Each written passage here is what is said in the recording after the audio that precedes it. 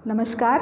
आज हम सब पाठ पढ़ेंगे बच्चे काम पर जा रहे हैं, जिसके रचयिता राजेश जोशी हैं। इस कविता में कवि ने अपनी पीड़ा व्यक्त की है, उस सामाजिक आर्थिक विडंबना की ओर संकेत किया है जिसमें कि वो बच्चे जो खेल और शिक्षा से वंचित रह जाते हैं, जीवन की उमंग से वंचित रह जाते हैं, ऐसे बाल मजदूर बच्चों की पीड़ा को व्यक्त किया है। तो कविता शुरू करते हैं। कोहरे से ढकी सड़क पर बच्चे काम पर जा रहे हैं। सुबह सुबह बच्चे काम पर जा रहे हैं। कोहरे से ढकी सड़क पर, वह सुबह जाड़े की जब बड़े बड़े लोगों का उठने का मन नहीं करता, तो कोहरे की ढकी हुई सड़क पर, लेकिन जिन बच्चों को काम करना है, जिनको चिंता है कि कैसे अपना पेट पालना है, तो वो बच्चे उस कोहरे से ढकी हुई सड़क पर भी सुबह सुबह काम पर जाने लगते हैं। हमारे समय की सबसे भयानक पंक्ति है यह। भयानक है इसे विवरण की तरह लिखा जाना चाहिए, तो इसे सवाल की तरह काम पर क्यों जा रहे हैं बच्चे। अब देखिए, कवि कह रहे हैं कि हमारे समय की सबसे भयानक पंक्ति है यह। अब भयानक पंक्ति कौन सी है? बच्चे काम पर जा रहे हैं, ये भयानक पंक्ति होनी चाहिए। क्यों? सोचने पे विवश करता है कि बच्चे काम पर जा रहे हैं। तो कवि इसीलिए कहते हैं कि भयानक है इसे, और भयानक क्या है? इसे विवरण की तरह, कि हम लोग एक सामान्य तरीके से लिख देते कि बच्चे काम पर जा रहे हैं, लेकिन नहीं, कवि कहते हैं लिखा जाना चाहिए इसे सवाल की तरह। इसको सवाल की तरह लिखा जाना चाहिए कि काम पर क्यों जा रहे हैं बच्चे।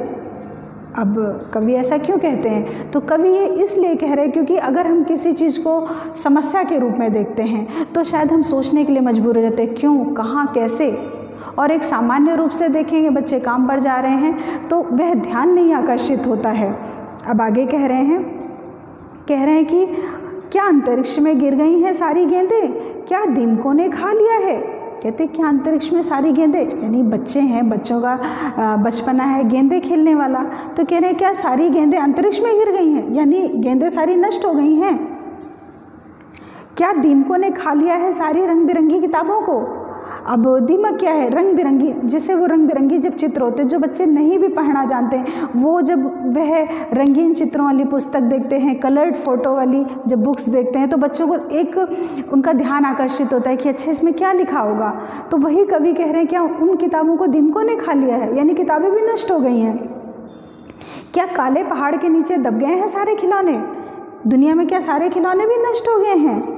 क्या किसी भूकंप में ढह गई हैं सारे मदरसों की इमारतें। मदरसा मतलब होता है शिक्षा केंद्र, यहाँ पे शिक्षा केंद्र के लिए। तो क्या सारे शिक्षा केंद्रों की इमारतें ढह गई हैं? दिखाई तो सब पड़ती हैं, तो फिर बच्चे क्यों काम पे जा रहे हैं। कवि कहते हैं क्या सारे मैदान, सारे बगीचे, घरों के आंगन खत्म हो गए हैं एकाएक। कवि कहता है, सोचने पे मजबूर, जैसा कवि भी कह रहे थे ना कि इसको हमें प्रश्न शैली में देखना चाहिए। तो इसीलिए कवि बराबर क्या अंतरिक्ष में गिर गई हैं, क्या दीमकों ने खा लिया है, क्या ढह गई इमारतें, तो जो कवि है वह प्रश्न शैली में अब अपनी बात कह रहे हैं। आगे तो फिर बचा ही क्या है इस दुनिया में, कितना भयानक होता अगर ऐसा होता, भयानक है इससे भी ज़्यादा। अब कह रहे हैं क्या बचा ही दुनिया में, तो कह रहे हैं अगर बच्चों का जीवन, बचपन नष्ट हो गया तो क्या बचा है। तो कह रहे हैं ये तो भयानक होता। कह रहे हैं लेकिन इससे भी भयानक क्या है, भयानक ये कि हैं तो सारी चीज़ें बच्चों के लिए, तो फिर आखिर बच्चे क्यों नहीं पढ़ पा रहे हैं, बच्चे काम पर क्यों जा रहे हैं। ना होती तो कोई बात ही नहीं, होने के बावजूद नहीं मिल पा रहा है उनको। तो वही कवि कह रहे हैं कि सारी चीज़ें हस्ब मामूल का मतलब था यथावत, जैसी की तैसी सारी चीज़ें हैं।